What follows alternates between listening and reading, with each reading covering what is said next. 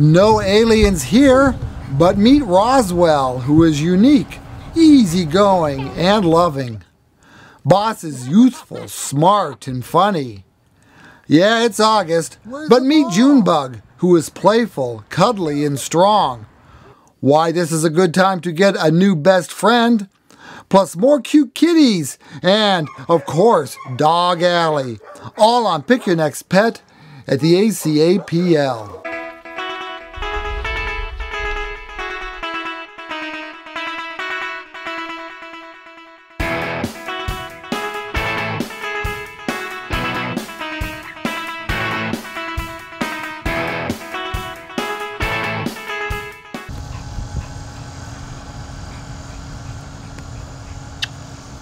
It is a warm day. Hey, Tink. How do you feel about being outside, huh?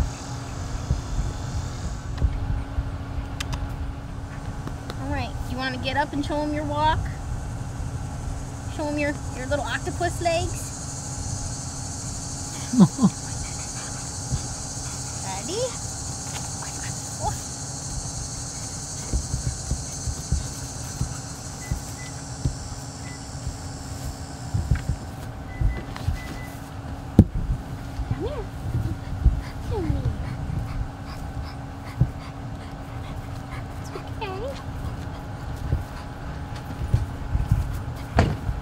Good girl. Good girl, Ozzy. Oh.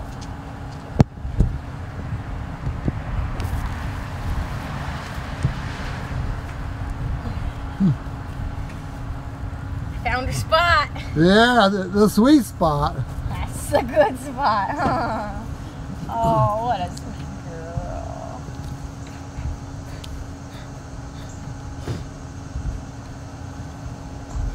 So you say she's not used to being outside?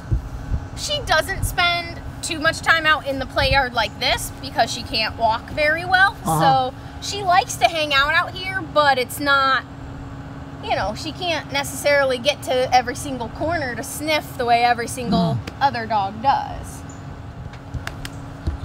What do you think? She's so pretty. All right. So go ahead.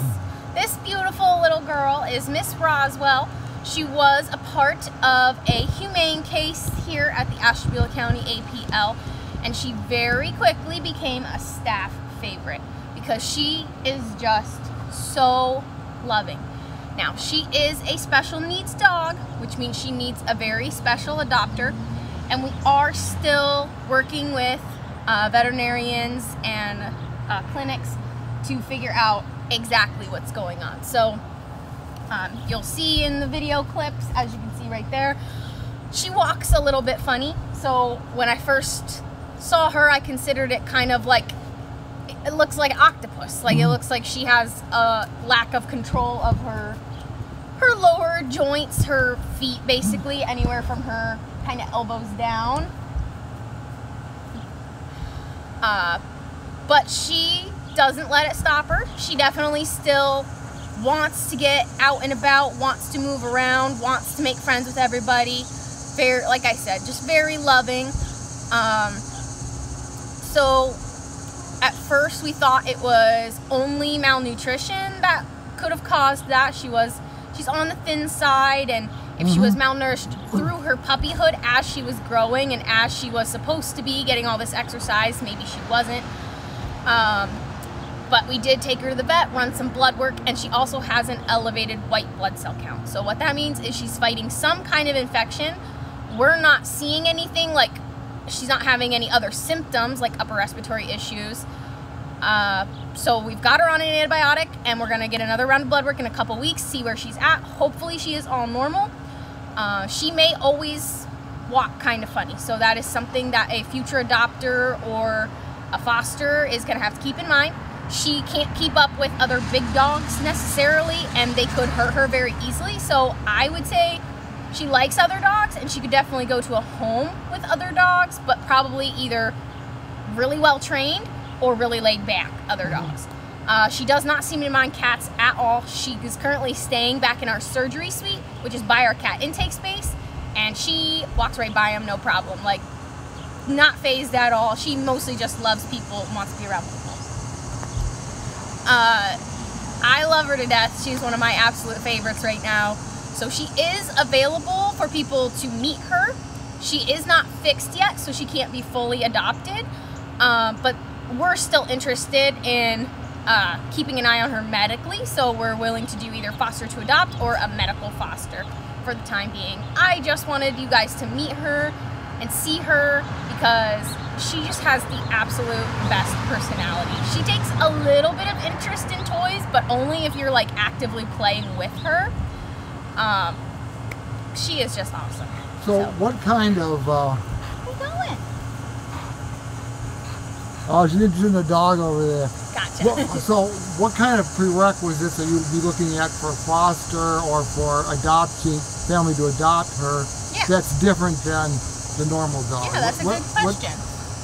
So for a potential adopter or foster at this point, I think our biggest thing would just be any previous dog experience. I don't think, as sweet as she is, I wouldn't recommend her for like a first-time pet parent because most likely, even once we get what's going on with her figured out and you do the full adoption after we get her fixed, she'll likely have more frequent vet visits her whole life. She may be on some kind of medication her whole life, like a joint supplement or specialty. Right now she is kind of on a specialty food diet. She gets just some stuff that's really easy for her to digest because we're trying to make sure she gets as much of those nutrients that is available in food as possible.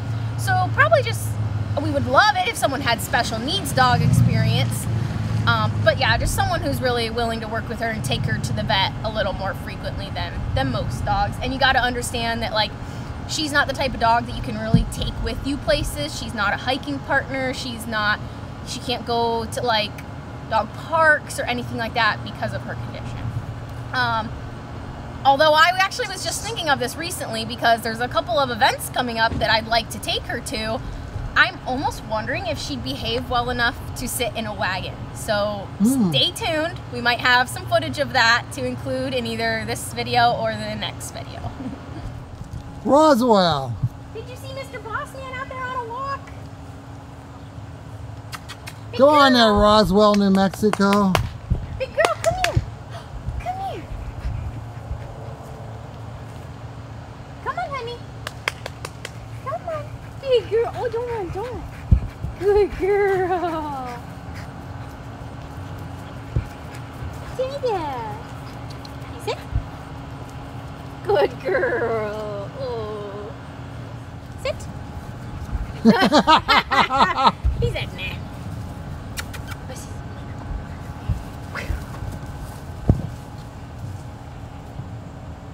Guess not. So we may have filmed with Boss before, and I just don't remember because he's been here a little while. But we decided to film with him again because as I was leaving the play yard with Miss Roswell, a volunteer was walking him and he walked himself right into here because he wanted to run around. So you get to meet him again if you haven't met him yet. He is a very sweet boy and he may seem a little bit distracted in the play yard right now. There are a lot of smells in this play yard and there's a lot that the dogs want to do out here that they don't get to do anywhere else on the concrete in their kennels. You know, he wants to sniff, he wants to pee on stuff, he wants to just do his own thing, and I respect that. That's fine. It's gonna be kind of comfortable too on the grass. Right, it's more comfortable here in the sand too. A lot of times the dogs will sit in our little sand pits. It's nice and cool. But overall, he's a very sweet boy. He knows a lot of commands. Surprisingly, he came in knowing a lot of commands. Sit, lay down, stay, shake, all that basic stuff. He has been going on our trips to Glen Bay, which if you don't know, we go to Glen Bay Hospital every Saturday and do kind of like a therapy type session there. Our volunteers take the animals. Patients will come in groups of 2 and just hang out. He's been a hit the last few weeks because he's a good balance of like playful, loves toys, and also loves to just like cuddle up and get pets and treats and show off all his commands that he knows. I think he would be okay in a home with other dogs. He doesn't love other males. He can be a little bit like, you know, wants to be the boss. But he tends to do really well with other females. So just depends what you got in your home. He's a pretty quiet dog, honestly. He really doesn't bark except for when it's time to like come inside in the afternoons when he's ready to chill out for a little bit. And he barks a little bit at new people, so don't be offended if you walk by his kennel and he barks a little. It's just with new people. Once he knows you, he couldn't care less when you walk by. So he's been here a while and I really don't know why. He's super sweet, he's super cute, he's good with most other dogs. So I think you should come meet him.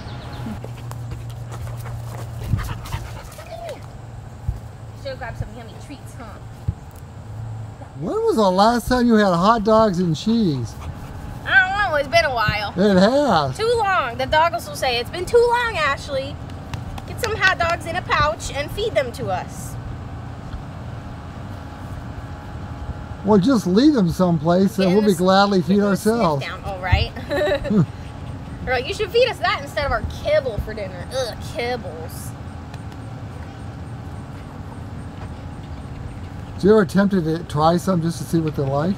Yes, there's one of the cat foods specifically smells like it could be like a yummy cracker treat for humans. Oh. I can't explain it, but I never have tried it. I will say my boyfriend's son has tried a couple of Beans treats, my dog. One was like beef jerky type treats. He said it wasn't terrible, but definitely didn't taste like normal human food. And then one was, they were like peanut butter filled pretzels, but just meant for dogs. It's from the brand, it's called like Bakery for Dogs or something. And he said those were fine, they were just not sweet, like we're used to peanut butter being a little bit sweet, and just had no flavor, you know. How old is this boy? He's 10. Oh. Actually, he's 11 today on the day I'm filming this. Oh, well, Bobby, happy birthday. Bobby, if you ever see this, happy birthday. It's your birthday today. What are you doing? What are you doing? Do you sit down? Can you sit? Junebug. Can I see your paw? Can you let me look at this? I want to look at that. It looked like you had something gross in there. Big girl. So Miss Junebug is maybe a little bit new to you guys, but she's not so new to us. She's been with us for, I would say, at least a couple months at this point. She had a lot going on when she first came in. She had ear infections and she also had entropion of her eyes. If you don't know, entropion is where the eyelids, and dogs have 2 sets of eyelids, and for her it was all of her eyelids, bend, like they fold inside, and a dog's eyelashes rub against their eyeballs, and it's extremely painful. Now, one thing that's interesting that I will say is every single dog since I've worked here that has come here that has entropion, which is weirdly more common than I would think, they're sweethearts. They don't let you even know that they're in pain. The only way you know is you can tell when you look at them. I mean, they're swollen, they're irritated, they just don't look right. They can't, some of them can't open their eyes because they're so swollen and they're like stuck squinty. One of my all-time favorites, his name was Fiero. He had entropion that needed correction surgery. Yes. You remember him? Yeah, I loved him to death. Same thing though, super sweetheart of a dog.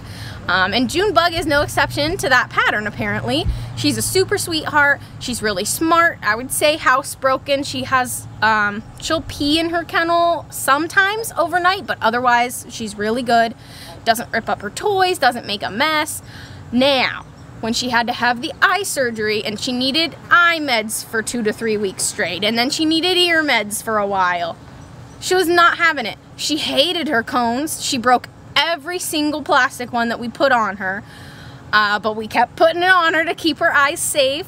Eventually she was able to switch to a donut type cone, which she liked that a lot better, and we liked it better too because then she wasn't making so much noise with it. But I used to joke that she was like, what do you call that? What's the piece of construction equipment that's like the bucket on the front that they push stuff with, or kind of like a plow? or like a dump truck, because she just would run into everything with that cone. She had absolutely no restraint with it. If she's walking with you, behind you at all, she's running into the back of your shins with it. It was a little bit painful for all of us involved. But she has fully recovered. Her stitches are out. She looks amazing. Thank goodness. It healed up beautifully. I will say the vet was a little concerned because of how bad it was that she might end up needing more surgeries in the future. But as of right now, she looks really good, and they don't think that that's necessary. How about glasses? No glasses. She can see wonderfully now. So she is 100% ready to go. I do think she would do well in a home with other dogs. I don't think she'd want another dog to like jump all over her though. I think she's a little more of a laid back kind of dog. So maybe a little bit older dogs. But I will say, as much as she doesn't want a rough house, she is a little bit of a puller when it comes to walking on leash. So that was a big thing for a while. She couldn't really like go outside for long periods of time. We had to walk her all the time. She wasn't having it. She hates the leash. She hates to be restricted. But that's not super uncommon for dogs here, so it's not too big of a deal. She just needs a little bit of training, maybe a harness. She's a little on the heavy side, so we're trying to help her lose some weight, but overall, she is happy, she is healthy, and she's 100% ready to go. So put your application in to come meet her today. Oogie. Whoa! She trip over that one. Where's the ball? Big girl, what's this? You want this?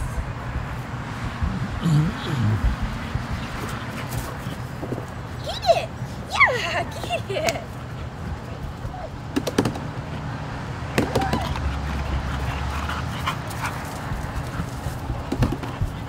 Up the steps, come on!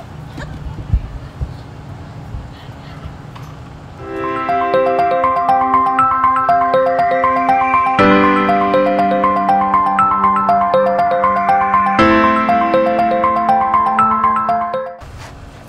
We are here, Ask Ashley, and I saw on Facebook a while ago that you guys are pretty full. So you have a Clear the Shelter campaign going on? Yes. So Clear the Shelters is like a national campaign. Like shelters can opt in and out of participating, but a lot of them do. And so we are taking part in it. So all of our adoption fees, so every single category of how we split up our prices, is reduced by $25. So hopefully that'll get some people in. We have still lots of kittens, which I might show you while we're in the cat room.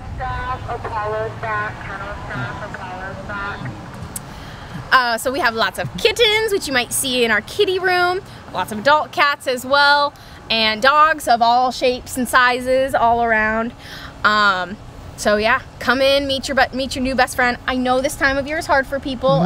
It gets a little bit slow. We've got, you know, back to school, fair weeks all around. I totally understand, but we just have so many good animals right now. And they deserve homes. Absolutely. But I will say one good thing, even though we're very full and it's very stressful, we have had a really big influx of new volunteers. Oh, yeah. cool. We have hosted like group orientations every single Saturday so far for the last few weeks, and then I think we're gonna cut back a little bit, do every other Saturday. So if you're interested, you can sign up to be a volunteer on our website, and then Mary will contact you, let you know the dates of those. And we've got a ton of new dog walkers. So today specifically, I think we've had, I want to say, at least 6 different people in to walk dogs, which is a lot. Like at this point, probably every single dog will get out and get some kind of enrichment today. So what are like the top 3 things that you tell a prospective volunteer? Top 3 things? Yeah, put you on the spot here. All right, so see if she can think on her toes. With the kitties, it would be make sure you're washing your hands or hand sanitizing in between every single cat. You know, germs spread really quickly and easily in there because they're in kind of close quarters. So that's like #1 rule in there. When it comes to dogs, I always say don't open the kennel door all the way until you know for sure that you have the leash around their necks. That's a good one. But then I also say, in the same vein, dogs getting loose kind of happens to everybody. So if you're a very regular volunteer, it probably will happen to you at some point. Do not feel bad about it. Shout for some help. And usually the dogs will either just like run up and say hi to another dog, or another person, or run up to a person and then you just leash them right back up. Or sometimes they get so excited they don't know what to do with themselves and they just run up to you anyways. It's, you know, so don't feel too bad about it. But what's worse is when you're out running and a dog gets away from you. But 9 times out of 10, they come back to the front of the place, which is a little bit sad. That this is home. Here's my front door of my house. Yeah. And it's at the APL. Yep, that has happened to me before. I had a dog get loose out of one of our front kennels, and she did. She ran right to her door because she wanted to get back inside to get to her kennel. She knew her treats were waiting for her and her water and everything like that. So, yep, we're very thankful for all of our volunteers. We do have some events to look forward to this fall that I'm really excited for. So at the time of filming, there is an event tomorrow, which is Saturday, the 12th on Main Street. So I don't know if this will get up in time, but it won't. if you get to see us there, cool. I believe there's another event in Jefferson next week. I'm not sure the exact details of it, but I think it's another type of like festival. Well, they can go to the Facebook site of the ACAPL. Will it be on there? Yes, I'm sure everything's on Facebook. So just go look there. Yeah. Brant's is open now. As of today when we're filming, Brant's is open. So that's a really great place to take a dog in the middle of the day. It's not super busy. So if you're looking for, if you're a volunteer here, you stop in, grab a dog, run them to Brant's, get a slushie for yourself and share with the dog, and they love it. Donut? A donut, yes. They love the donuts too. Okay. Thank you. Thank you.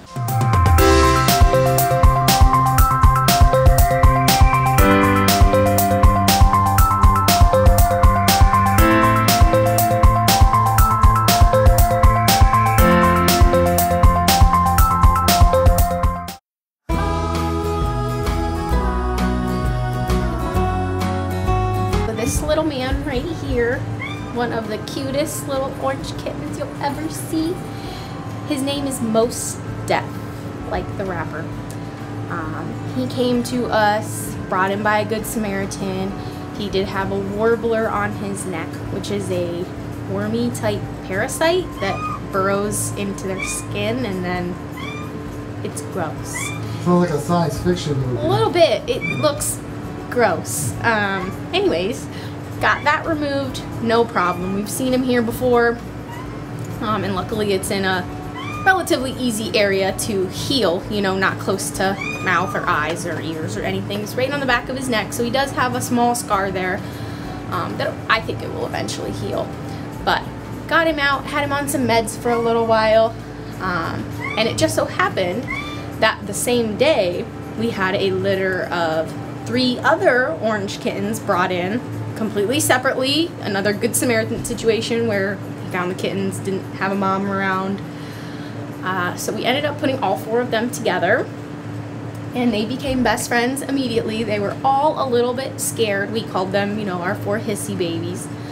And then they went to foster for a while. They came back, they got fixed, and now they're all available for adoption. But I just wanted to share their story. I will say this year alone, I think that we have like combined litters and combined kittens way more often than I'm used to. Similar to puppies, kittens really thrive being like with a group. So every time we get like a singleton in, we really try to match them to a litter that's a similar age. We've even had success with like kittens that are still needing to nurse, and we have a nursing mom available, matching them up, and then the kittens grow, and it's much better than having to bottle feed, because bottle babies require a lot of work. It's like feedings every 2 to 3 hours, plus you have to piddle them to help them go potty. So it's so much better when we can get them with a litter that's already active and feeding. But yeah, these guys are super duper adorable. He's not our only kitten, we have plenty of them, so please come in and meet them and hear their stories, because his is not, this year it's not a unique one as far as having a singleton and having to have it join another group. So come meet them. So this little girl is Acadia, named after Acadia National Park. When she came in, she was so gooped up with snot and eye boogies and everything that she couldn't even really eat. We had to make her like liquidy mush with wet food and water so that she could just kind of drink it, because she was so, when cats can't smell, they don't want to eat. and she was so skinny, so we had her on kitten food. She was getting kitten food 3 times a day just to try to help her, like, make sure she was getting nutrients in her body. We had her on her antibiotic, and thankfully, after 2 rounds of antibiotics, it cleared up, and now she's all ready to go. She is super duper playful, so I'm gonna try to get her out, but she might be a little bit rambunctious, and I'll have to put her back. But she just walking off with her toy like that. Super sweet, super playful, under a year old. Like, she is gonna be a good fit for someone who wants a cat that kind of acts like a dog. Somebody with a sense of humor, I think. Yeah, so you want some entertainment from your cat. She's the one. Come here. Whoa!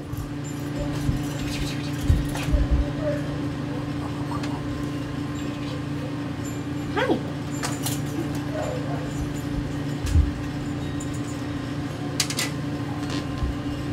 Come here, no girl. Say hi.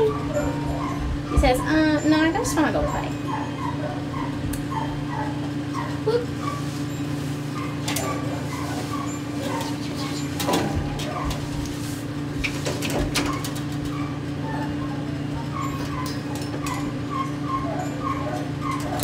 No. You're supposed to play with the fishy part, not the bottom. The fishy part. She's a goof.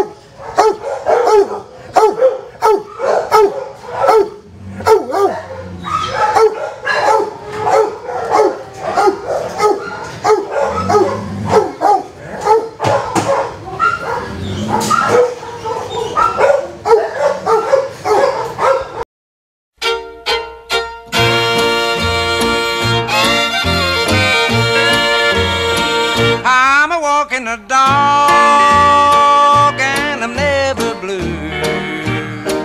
I'm a walking the dog, I ain't thinking about you. Don't need no one to tie me down. I'm a walking the dog and a painting the town.